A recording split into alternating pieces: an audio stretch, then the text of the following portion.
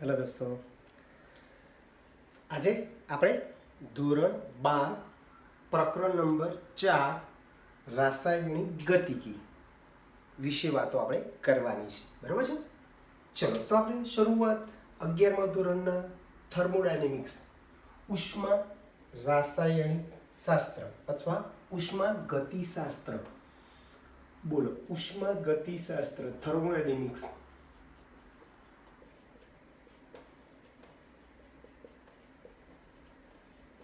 બોલો, થર્મોડાયનેમિક્સને આધારે ઉષ્મા ગતિશાસ્ત્રને આધારે પ્રક્રિયાઓ આપમેળે થશે કે નહીં એના માટેની કઈ શરતો છે ખબર તમને?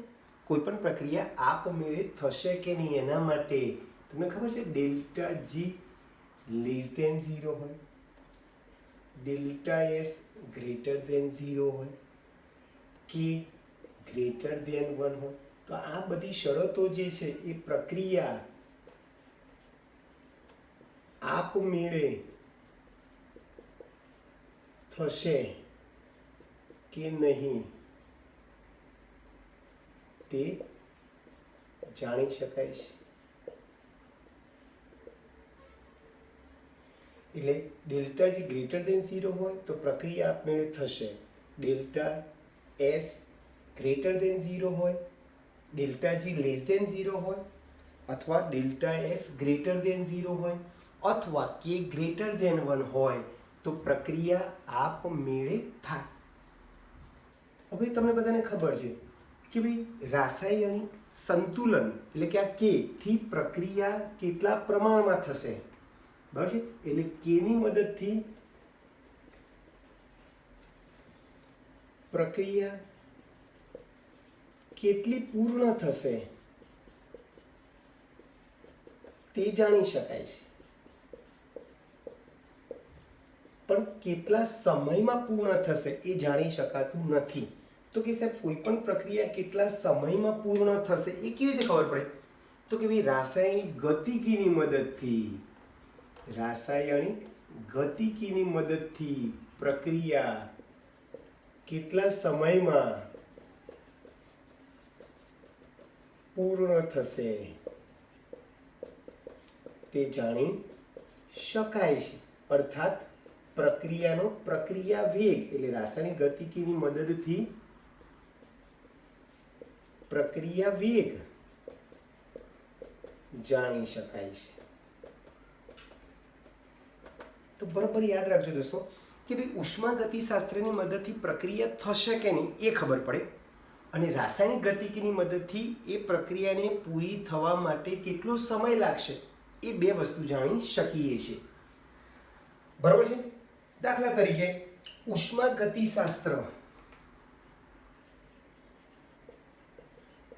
ગતિશાસ્ત્ર સૂચવે છે કે ભાઈ હીરામાંથી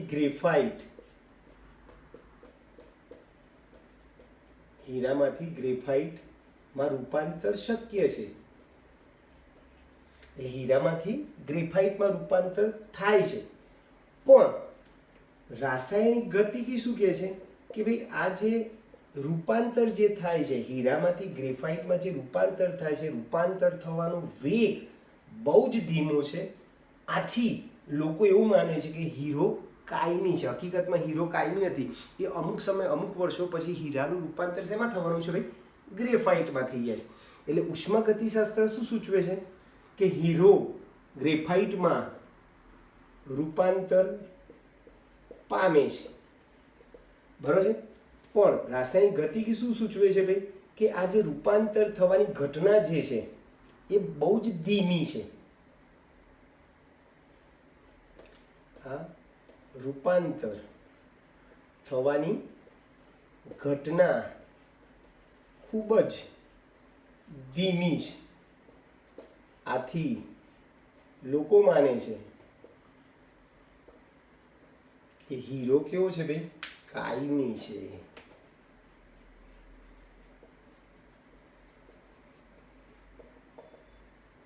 હીરો કાયમી છે. ક્લિયર દોસ્તો? સાવ સિમ્પલ છે. ફરીથી એક વાર બોલી દઉં કે ભાઈ ઉષ્મા ગતિશાસ્ત્ર જે છે થર્મોડાયનેમિક્સ છે એની મદદથી કોઈ પણ પ્રક્રિયા થશે કે નહીં, આપમેળે થશે કે નહીં તે જાણી શકાય છે. કેવી રીતે? તો કે સાહેબ કોઈ પણ પ્રક્રિયા આપમેળે થતી હોય તો એની 3 શરતો કઈ છે? આપમેળે થતી પ્રક્રિયા માટેની 3 શરતો છે. એક તો ડેલ્ટા જી લેસ ધેન 0 હોય, ડેલ્ટા એસ ગ્રેટર ધેન 0 હોય, કાં તો કે ગ્રેટર ધેન 1 હોય. કેની મદદથી પ્રક્રિયા કેટલી પૂર્ણ થશે, કેટલા પ્રમાણમાં પ્રક્રિયકનું નિપજમાં રૂપાંતર થશે તે જાણી શકાય છે. બસ, પણ કેની મદદથી પ્રક્રિયાને પૂરી થવા માટે કેટલો સમય લાગશે એ સમય જાણી શકાતો નથી. સમય જાણવો હોય તો એના માટે રાસાયણિક ગતિકી તમારે જોવી પડે. એટલે રાસાયણિક ગતિકીની મદદથી કોઈ પણ પ્રક્રિયાને પૂર્ણ થવા માટે કેટલો સમય લાગે છે, એ પ્રક્રિયાનો પ્રક્રિયા વેગ કેટલો છે એ તમે જાણી શકો છો. ટૂંકમાં રાસાયણિક ગતિકીની મદદથી પ્રક્રિયાનો વેગ તમે જાણી શકો છો. ઉષ્માગતિશાસ્ત્રની મદદથી કોઈ પણ પ્રક્રિયા થશે કે નહીં તે જાણી શકાય છે. દાખલા તરીકે હીરામાંથી ગ્રેફાઇટમાં રૂપાંતર થશે કે નહીં એ આપણને ઉષ્માગતિશાસ્ત્રની મદદથી ખબર પડે કે ભાઈ હીરામાંથી ગ્રેફાઇટ બને કાં તો ગ્રેફાઇટમાંથી હીરો બને.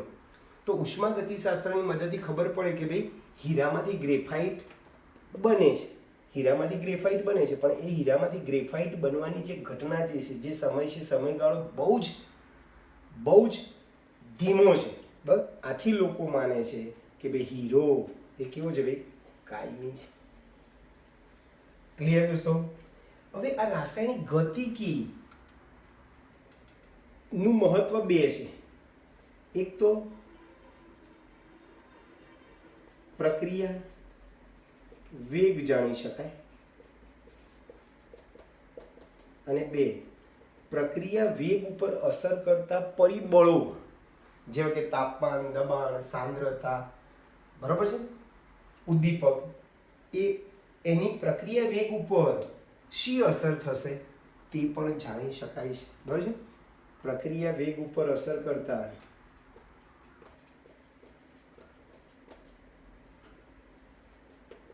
પરિબળોની અસર જાણી શકાય છે. પ્રક્રિયા વેગ, રાસાયણિક ગતિકીની મહત્વતા શું છે ભાઈ? એની અગત્યતા શું છે રાસાયણિક ગતિકીની? તો કે ભાઈ એક તો રાસાયણિક ગતિકીની મદદથી પ્રક્રિયા વેગ તમે જાણી શકો, પ્રક્રિયાને પૂરી થવા માટે કેટલો સમય લાગશે સમય જાણી શકો છો, અને પ્રક્રિયા વેગ ઉપર અસર કરતા પરિબળોની અસર તમે જાણી શકો છો. એટલે પ્રક્રિયા વેગ ઉપર અસર કરતા પરિબળો, તાપમાન, દબાણ, સાંદ્રતા, ઉદ્દીપક કેવી રીતે અસર કરશે પ્રક્રિયા વેગને એ તમે રાસાયણિક ગતિકીમાં તમે જાણી શકો છો. ઓકે દોસ્તો, હવે પ્રક્રિયા વેગ જોતા પહેલા પ્રક્રિયાઓને તેમની પૂર્ણ થવાની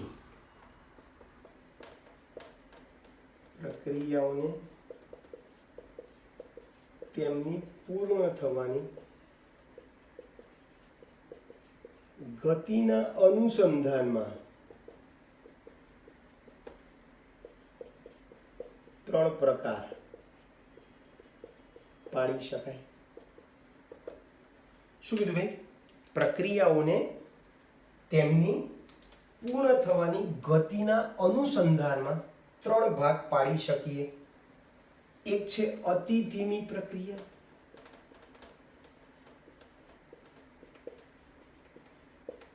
બીજી ધીમી પ્રક્રિયા અને ત્વરિત પ્રક્રિયા, ત્વરિત અથવા ઝડપી પ્રક્રિયા.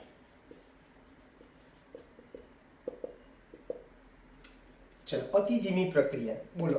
આ પ્રકારની પ્રક્રિયાને થવા માટે બહુ જ બધો સમય લાગે છે. દાખલા તરીકે યુરેનિયમમાંથી નીકળતા વિકિરણો,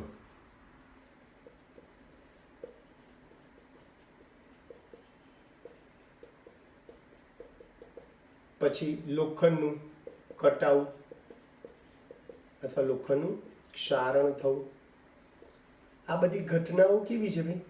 અતિ ધીમી છે. ધીમી પ્રક્રિયાઓમાં એમોનિયાનું બનવું,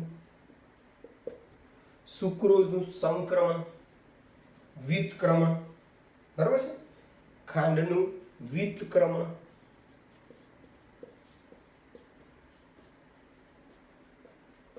સુક્રોઝનું જળ વિભાજન,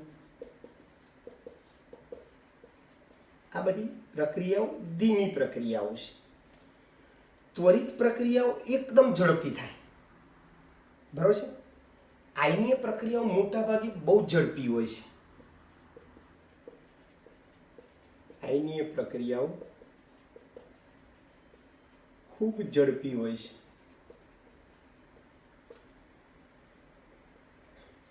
દાખલા તરીકે તમે એસિડમાં બેઝ નાખો તો તરત જ એટ અ ટાઈમ ક્ષાર અને શું બને ભાઈ? પાણી બને. એસિડમાં બેઝ નાખશો તો ક્ષાર અને શું બને? પાણી બને. ચલો AgNO3 માં HCl નાખો તો HNO3 વત્તા AgCl બને.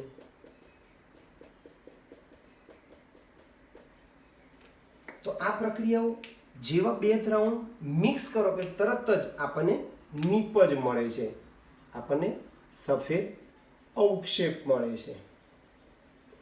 આ આયનીય પ્રક્રિયાઓ એટલી બધી ઝડપી હોય છે કે એને પૂરી થવા માટે કેટલો સમય લાગે છે?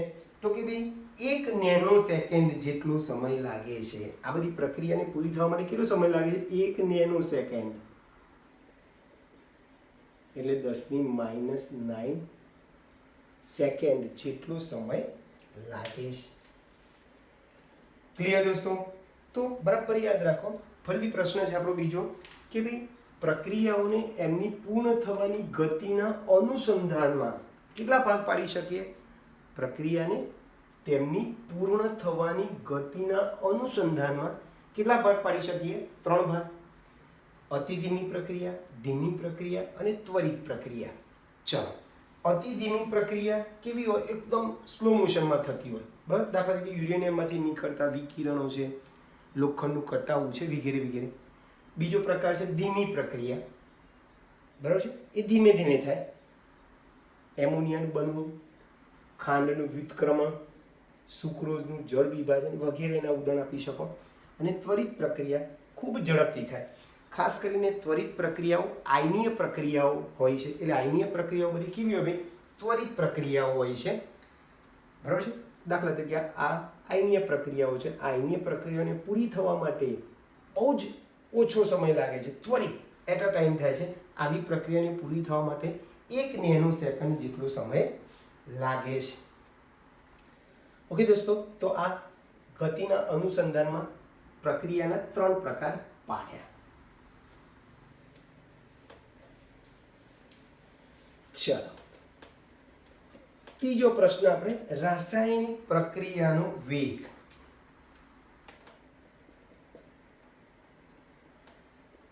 રાસાયણિક પ્રક્રિયાનો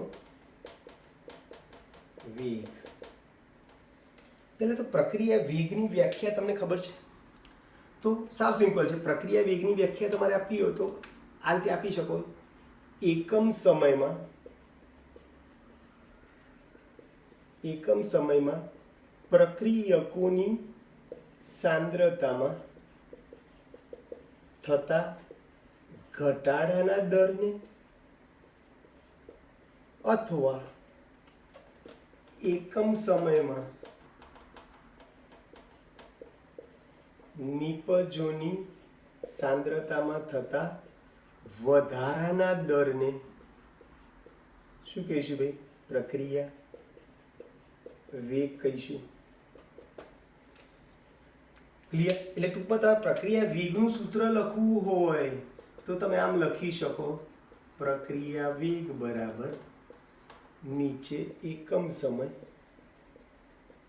ઉપર પ્રક્રિયકો લખવી હોય તો પ્રક્રિયકોની સાંદ્રતામાં થતો ઘટાડો અથવા એકમ સમય ઉપર લખવું હોય તો નિપજોની સાંદ્રતામાં થતો વધારો. તો સાવ સિમ્પલ થઈ ગઈ ભાઈ વ્યાખ્યા. રાસાયણિક પ્રક્રિયાનો વેગ આપણે જોઈએ છે. તો પહેલા તો પ્રક્રિયા વેગની વ્યાખ્યા શું આપી ભાઈ? એકમ સમયમાં પ્રક્રિયકોની સાંદ્રતામાં થતા ઘટાડાના દરને અથવા નિપજોની સાંદ્રતામાં થતા વધારાના દરને આપણે પ્રક્રિયા વેગ કહીશું. ધારો કે એક કાલ્પનિક પ્રક્રિયા લઈએ. એ પ્રક્રિયા લઈએ પહેલા એક કામ કરીએ આપણે. ચલો આ સૂત્ર ઉપરથી પ્રક્રિયા વેગનું એકમ શું થાય?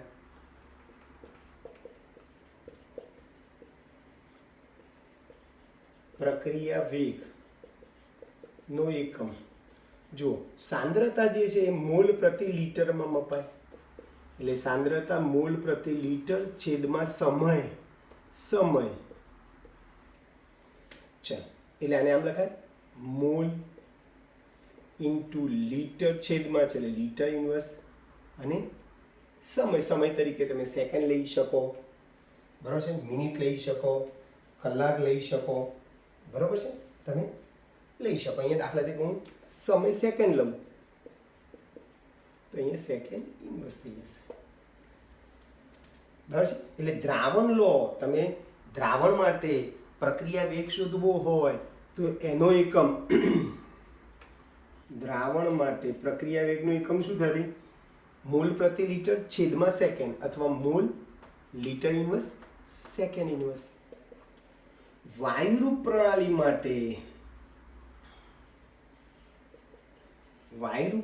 માટે એકમ તમારે લખવો હોય તો આ મોલ પ્રતિ લીટરની જગ્યાએ વાતાવરણ એટમોસ્ફિયર, બરાબર છે, વાતાવરણ લખીએ. ચલો છેદમાં સમય સેકન્ડમાં એટલે વાતાવરણ ઇન્ટુ સેકન્ડ ઇન્વર્સ.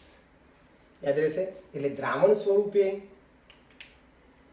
જો પ્રક્રિયક હોય તો એનો એકમ થશે mall into litre inverse second inverse. પણ જો વાયુરૂપ પ્રણાલી હોય તો એકમ તમારું થશે વાતાવરણ ઇન્ટુ સેકન્ડ ઇન્વર્સ. હવે આનું આપણે સૂત્ર તારવવું છે, બરાબર યાદ રાખજો.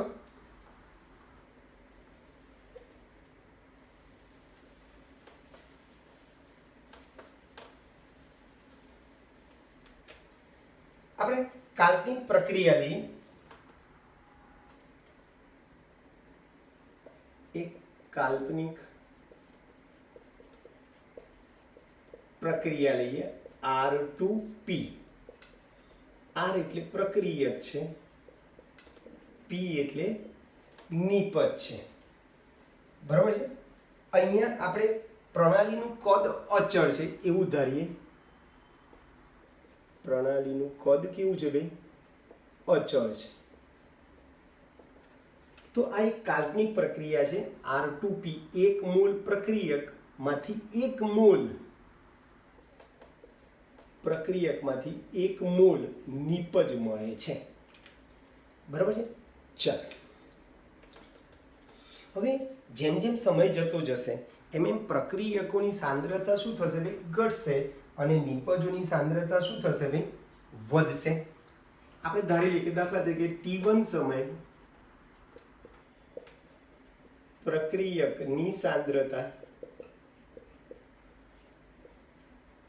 R1 અને નિપજની સાંદ્રતા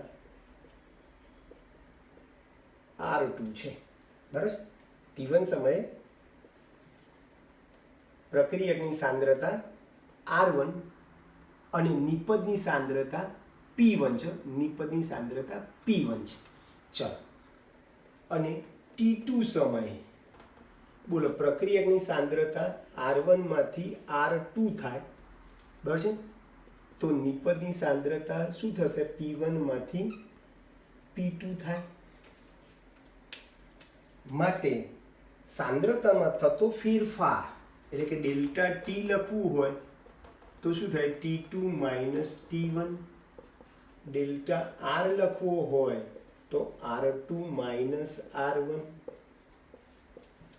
ડેલ્ટા P લખવો હોય તો P2 માઇનસ P1 લખાય કે ના લખાય? બરાબર છે. તો ડેલ્ટા T બરાબર T2 minus T1, delta R બરાબર R2 માઇનસ R1 અને ડેલ્ટા P બરાબર P2 માઇનસ P1 થાય. હવે હમણાં આપણે જે સૂત્ર લખ્યું એ પ્રમાણે હવે R નો અદૃશ્ય થવાનો વેગ અથવા સાંદ્રતામાં ઘટાડો થવાનો છે. પ્રક્રિયાની સાંદ્રતામાં શું થવાનું છે? ઘટાડો થવાનો છે. એટલે આમ પણ લખી શકો R નો ઘટવાનો વેગ. શું થશે? આપણે સૂત્ર શું લખ્યું? નીચે એકમ સમય, સમય શું છે? ડેલ્ટા T, અને ઉપર પ્રક્રિયકની સાંદ્રતામાં થતો ઘટાડો. જો ઘટાડા માટે નિશાની હું શું લખું છું ભાઈ? માઇનસ. અથવા તમે આમ પણ લખી શકો, જેમ R નો અદ્રશ્ય થવાનો વેગ એમ P નો દ્રશ્ય થવાનો વેગ અથવા P નો વધવાનો વેગ. P નો વધવાનો વેગ બરાબર શું લખે? નીચે એકમ સમય અને ઉપર નિપજોની સાંદ્રતામાં થતો વધારો. અહીંયા હું પ્લસ લખું છું. બરાબર યાદ રાખજો. આ માઇનસનો અર્થ શું થાય? પ્રક્રિયકોની સાંદ્રતા ઘટે છે. આ પ્લસનો અર્થ શું થાય? નિપજોની સાંદ્રતા વધે છે. બરાબર, નિપજોની સાંદ્રતા વધે છે. અને આમ આ જે બોક્સ જે છે એ શું સૂચવે છે? સાંદ્રતામાં થતો ફેરફાર છે, અથવા તો સાંદ્રતા છે. સાંદ્રતા મોલ પ્રતિ લીટરમાં દર્શાય.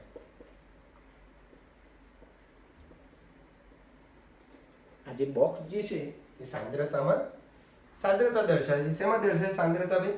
મોલ પ્રતિ લીટરમાં અથવા તો મોલર. તમને બધાને ખબર છે મોલર સાંદ્રતા છે. મોલર સાંદ્રતા એમ. મોલર સાંદ્રતા એટલે મોલ પ્રતિ લીટરમાં સાંદ્રતા દર્શાવે છે. ક્લિયર દોસ્તો? તો બરાબર યાદ રાખજો. એક આપણે કાલ્પનિક પ્રક્રિયા લીધી R2P. R પ્રક્રિયક છે, P નિપજ છે. T1 સમય પ્રક્રિયકની સાંદ્રતા R1 છે, નિપજની સાંદ્રતા P1 છે. T2 સમય પ્રક્રિયકની સાંદ્રતા R1 માંથી R2 થાય છે, નિપજની સાંદ્રતા P1 માંથી P2 થાય છે. સમયમાં થતો ફેરફાર ડેલ્ટા T બરાબર તમે શું લખી શકો ભાઈ? T2 minus T1. Delta R બરાબર શું લખી શકો? R2 minus R1. અને ડેલ્ટા P બરાબર શું લખાય? P2 minus P1. અને પછી આપણને ખબર છે પ્રક્રિયાનો વેગ શોધવા માટેનું સૂત્ર શું છે ભાઈ? નીચે સમય આવે, ઉપર પ્રક્રિયકની સાંદ્રતામાં થતો ઘટાડો એટલે માઇનસ લખું છું, અને નિપજની સાંદ્રતામાં થતો વધારો એટલે અહીંયા પ્લસ લખું છું. આ ડેલ્ટા R શું છે? પ્રક્રિયકની સાંદ્રતામાં થતો ઘટાડો છે માઇનસ, અને આ નિપજની સાંદ્રતામાં થતો વધારો છે. હવે તમારે સરેરાશ વેગ શોધવો હોય, પ્રક્રિયા વેગ છે, પછી બીજો સરેરાશ વેગ R એવરેજ. બરાબર, તો આનું આ સૂત્ર છે. સરેરાશ વેગ શોધવાનું સૂત્ર આ જ છે, મોલર સાંદ્રતા.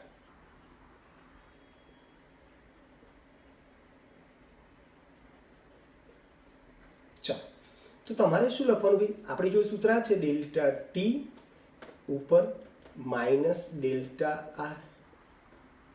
બરાબર છે. ચલો, ડેલ્ટા T એટલે T2 માઇનસ T1. આ માઇનસ નિશાની એમને એમ જ છે. ડેલ્ટા R એટલે R2 માઇનસ R1. ચાલો, તો સરેરાશ વેગ આ રીતે તમે શોધી શકો. અથવા આપણું સૂત્ર આ છે ડેલ્ટા T ઉપર પ્લસ ડેલ્ટા P. ચલો, આ રીતે લખી શકો છો. ડેલ્ટા T એટલે T2 માઇનસ T1. ચલો, પ્લસ નિશાની એમને એમ છે બહાર, અને ડેલ્ટા P એટલે P2 માઇનસ P1. તો આ થઈ ગયો તમારો સરેરાશ વેગ.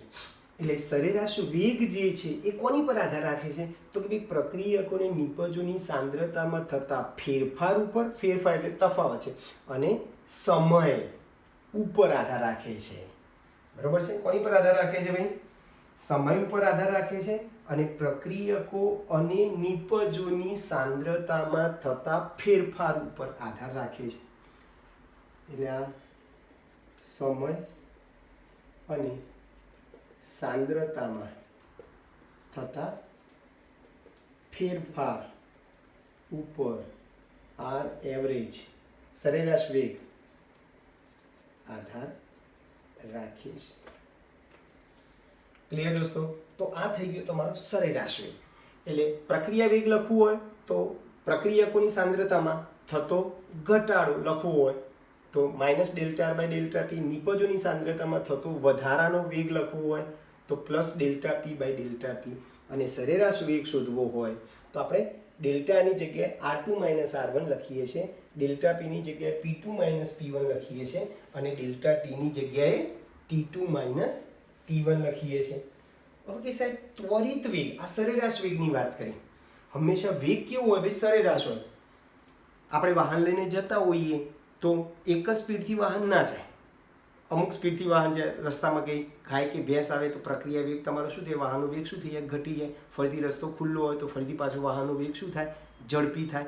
એટલે વેગ હંમેશા કેવો લેવો પડે તમારે? સરેરાશ લેવાનો. એક જ ઝડપથી કોઈ પણ પ્રક્રિયા થાય નહીં. શરૂઆતમાં પ્રક્રિયા ઝડપથી થાય, પછી ધીમે ધીમે સ્લો મોશનમાં થાય ને પછી અચળ થઈ જાય છે. એટલે હંમેશા પ્રક્રિયાનો વેગ કેવો લઈએ છીએ? સરેરાશ. એટલે સરેરાશ વેગ થયો. હવે ત્વરિત વેગની વાત કરીએ. ત્વરિત વેગ કોને કહેવાય? તાત્ક્ષણિક વેગ કહેવાય. Or instant. જે તે સમયે સાંદ્રતા માપવાની, જે તે સમયે વેગ. ત્વરિત વેગ આર ઇન્સ્ટન્ટ શોધવું છે. બરાબર છે? જે તે સમયે સાંદ્રતામાં થતો ફેરફાર. દાખલા તરીકે જુઓ, આપણે હમણાં જ વાત કરી પ્રક્રિયા વેગ વિરુદ્ધ સાંદ્રતા સમયનો આલેખ દોરીએ. સાંદ્રતા વિરુદ્ધ સમયનો આલેખ દોરીએ. આ પ્રક્રિયકની સાંદ્રતા વિરુદ્ધ સમય.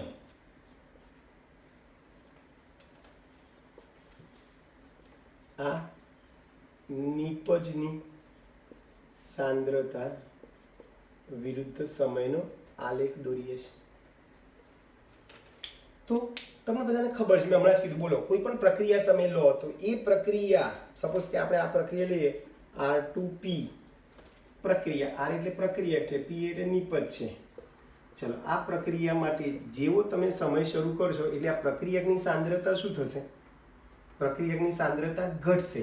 નિપજની સાંદ્રતા શું થશે? વધશે. કારણ કે પ્રક્રિયામાં વપરાય છે એટલે પ્રક્રિયકની સાંદ્રતા ધીમે ધીમે ઘટશે. નિપજ બને છે એટલે નિપજની સાંદ્રતામાં ધીમે ધીમે શું થવાનું ભાઈ? વધારો થવાનો. એટલે જુઓ, પ્રક્રિયક માટે આલેખ આવો મળશે, સાંદ્રતા ઘટે છે. નિપજ માટે આલેખ આવો મળશે, સાંદ્રતા વધે છે. બરાબર છે? આલેખ આપણને કેવો મળે છે? આવો વક્ર મળે છે. અંતે બરાબર, અહીંયા આલેખ આવો વક્ર જ મળે છે. અંતે ચલો જોજો. બોલો, T1 સમય સાંદ્રતા R1 છે. પછી સમય જતો ગયો, સમય T1 માંથી T2 થયો ત્યારે એની સાંદ્રતા R1 માંથી R2 થઈ. બરાબર છે? ચલો જો, અહીંયા બી એવું થાય. બોલો, T1 સમય સાંદ્રતા R1 છે. બરાબર, P1 ની પછી ને P1 લખીએ. પછી સમય વધતો ગયો એમ સાંદ્રતા પણ શું થતી ગઈ ભાઈ? વધતી ગઈ. P1 માંથી શું થયું? P2.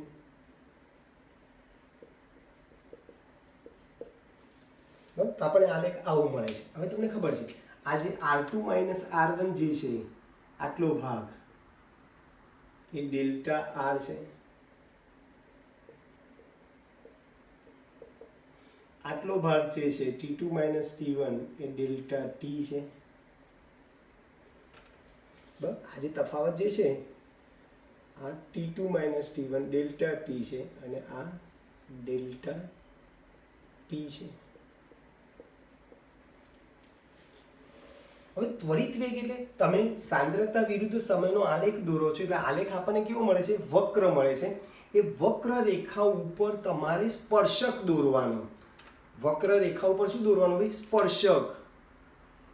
આ રીતે. તો આ આર ઇન્સ્ટન્ટ મળે. આર ઇન્સ્ટન્ટ ત્વરિત પ્રક્રિયા વેગ બરાબર માઇનસ dr બાય dt. શું કરવાનું ભાઈ? સ્પર્શક દોરવાનો. આવો વક્ર મળે છે, વક્ર ઉપર તમે સ્પર્શક દોરશો, એનો ઢાળ શોધશો આ રીતે. તો આ સ્પર્શકનો ઢાળ એ આર ઇન્સ્ટન્ટ જેટલો હોય, dp બાય dt. બરાબર છે? આ ઢાળ માઇનસ ઢાળ જેટલો હોય અને આ પ્લસ ઢાળ જેટલો હોય.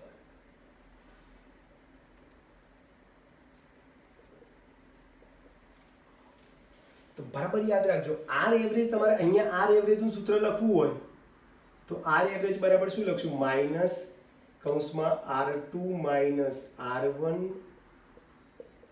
Upon T2 minus T1. અહીંયા તમારે સરેરાશ વેગ શોધવો હોય તો plus P2 minus P1 upon T2 minus T1. તો આપણે ત્રણ પ્રકારના વેગ જોયા.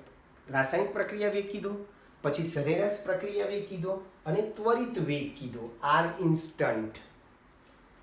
બરાબર છે ભાઈ? તો આર ઇન્સ્ટન્ટ કેવી રીતે શોધવાનો ભાઈ? તો શું કીધું? સાંદ્રતા વિરુદ્ધ સમયનો આલેખ દોરો. આલેખ આપણને વક્ર મળે. એ વક્ર આલેખ ઉપર સ્પર્શક દોરો. એ સ્પર્શકનો તમે ઢાળ શોધશો, તે ઢાળનું મૂલ્ય આર ઇન્સ્ટન્ટ જેટલું હોય. બરાબર છે? એટલે પ્રક્રિયકો માટે આર ઇન્સ્ટન્ટ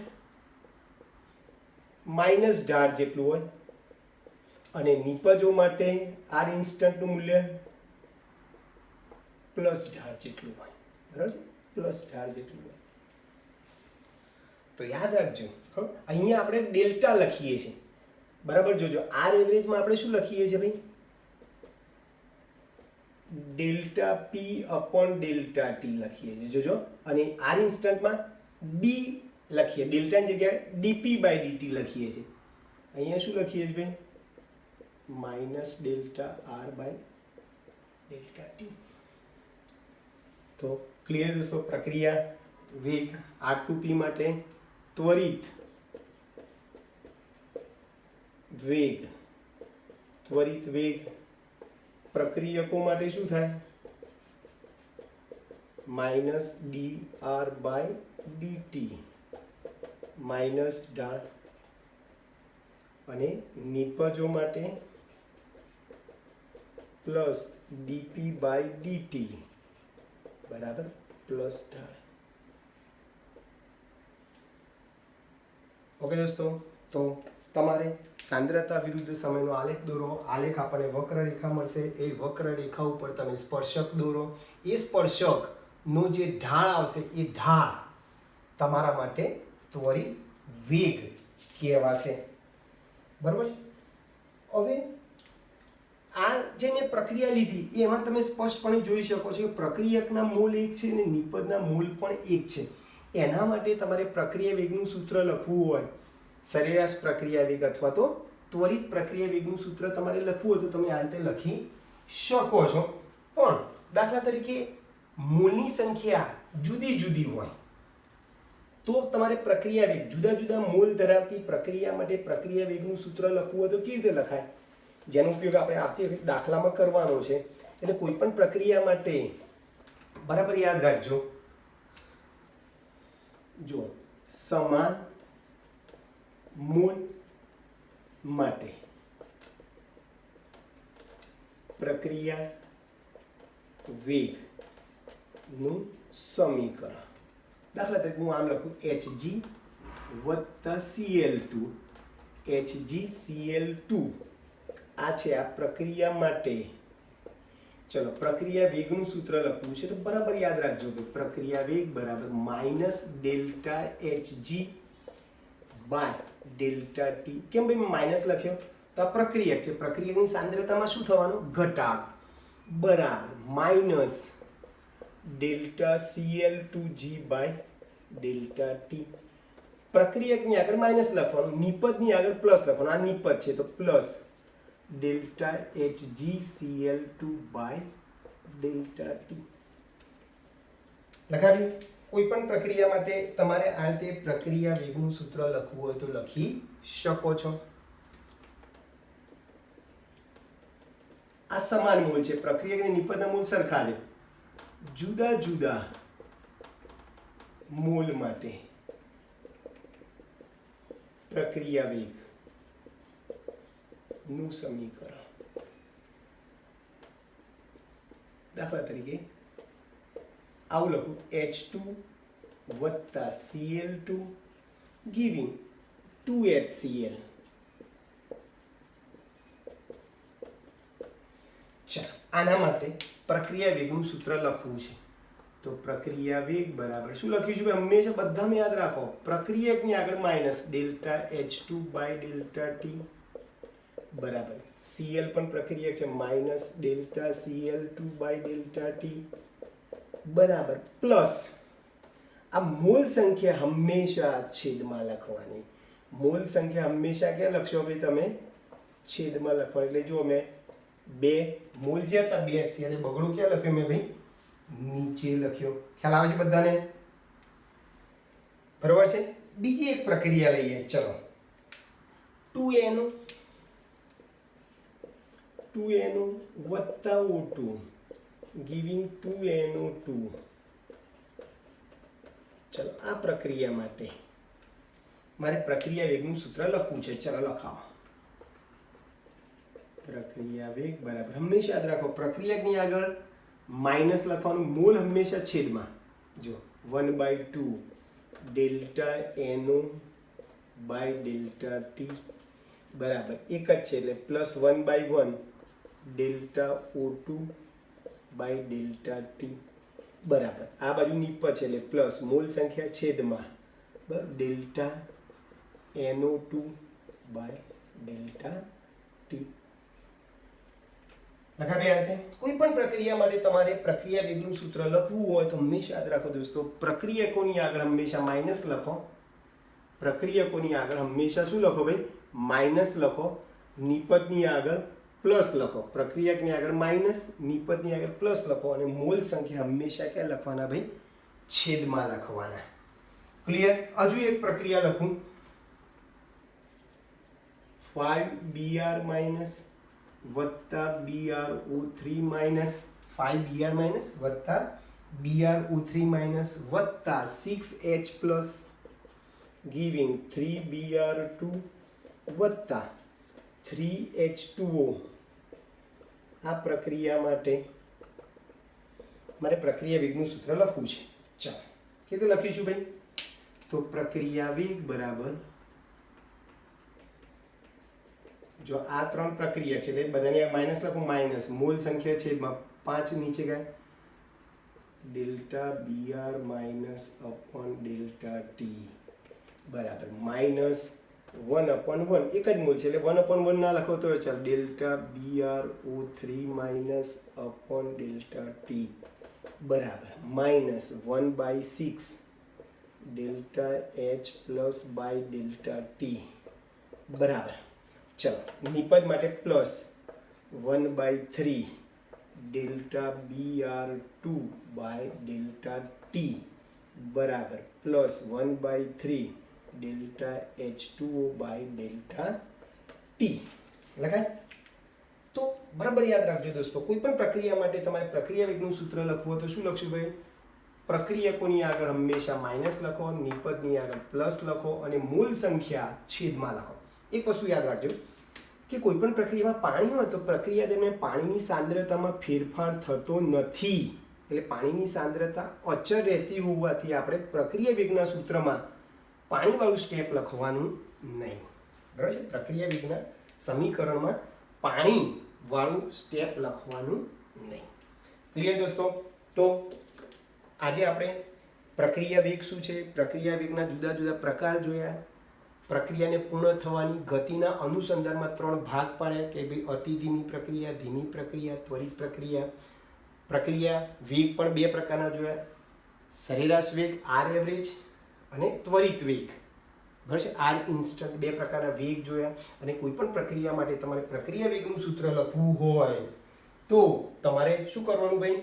પ્રક્રિયકની આગળ આ રીતે માઇનસ લખવાનું, નિપજની આગળ પ્લસ લખવાનું, અને મોલ સંખ્યા હોય જે મોલ હોય તત્વ યોગ મિતિ ગુણાંક મોલ એ તમારે હંમેશા છેદમાં લખવાનું. અને પ્રક્રિયામાં પાણી આવતું હોય, સમીકરણમાં પાણી હોય, તે પાણીને આપણે પ્રક્રિયા વેગમાં દર્શાવતા નથી. ઓકે દોસ્તો, તો અહીં સુધી આપણે રાખીએ છીએ. આવતી વખતે આ સૂત્રો આધારિત આપણે દાખલા જોઈશું. ઓકે દોસ્તો, મળીએ. બાય.